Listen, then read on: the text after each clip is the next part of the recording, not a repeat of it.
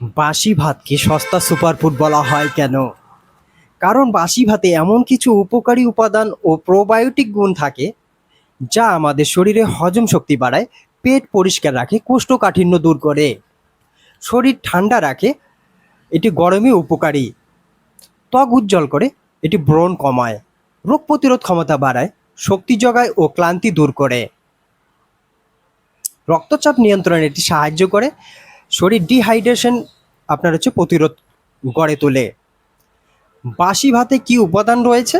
Carbohydrate রয়েছে যেটি শক্তির উৎস, ভিটামিন বি কমপ্লেক্স রয়েছে যেটি হজমে সাহায্য করে, খনিজ পদার্থ রয়েছে potassium, magnesium, phosphorus, amino acid যেটি শরীর গঠন করতে সাহায্য করে, প্রোবায়োটিক ব্যাকটেরিয়া যেটা পেটের জন্য খুবই উপকারী, অ্যান্টিঅক্সিডেন্ট রয়েছে যে কোষকে রক্ষা করে।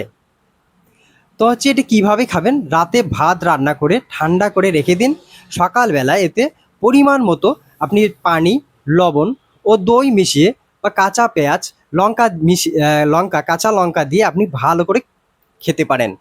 এটা সপ্তাহে শুধু 2 দিন করবেন, বেশি খাওয়া আবার ঠিক না। ডায়াবেটিস রোগীরা পরিমাণ মতো খাবেন, খুব যদি দুর্গন্ধ হয়ে যায় ভাত তাহলে সেটি এড়িয়ে চলবেন।